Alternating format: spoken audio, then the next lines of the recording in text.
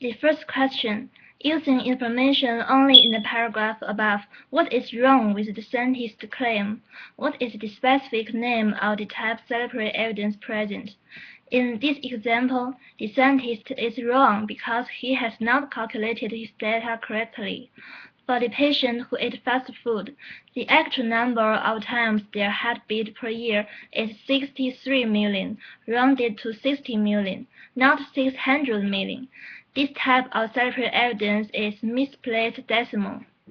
Number 2. Describe how celebratory evidence can interfere with human inference, using the scientist as an example.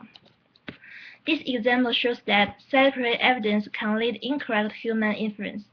Sometimes celebratory evidence causes people to believe something is not true. In this example, when I first look at the article, the 60 million make me surprised because it is extremely huge. But when I look further, I realize this is only a misplaced decimal and leads me to incorrect human inference. Number 3.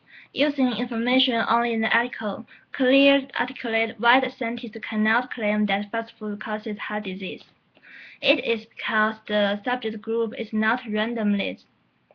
There are so many lurking variables, like the scientist cannot control what the patient eats every day and what they do besides eat, like how many daily exercise they did and their family history of heart disease. For next question, what is correlation? How does it differ from causation? Correlation is the measure of straight line association, and correlation is that the two variables are relative to each other, and causation is one thing that clearly causes the other thing to happen. You can have a correlation but no causation, but if you have causation, you must have correlation. Number 2, what is the correlation coefficient? Use 3 pictures to help you with your answers. The correlation coefficient is the common numerical measure of straight line association, always between -1 and 1.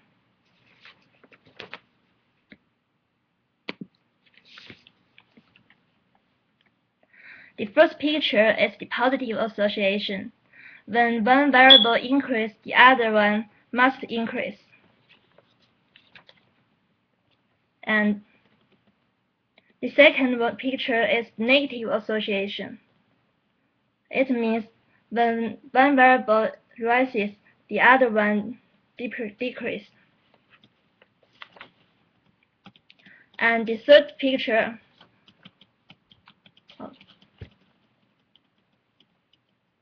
this one, this means there are no association at all.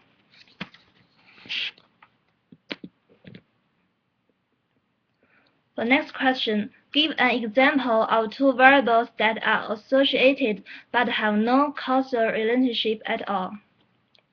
For example, the amount of calories you eat daily and the amount of weight you lose.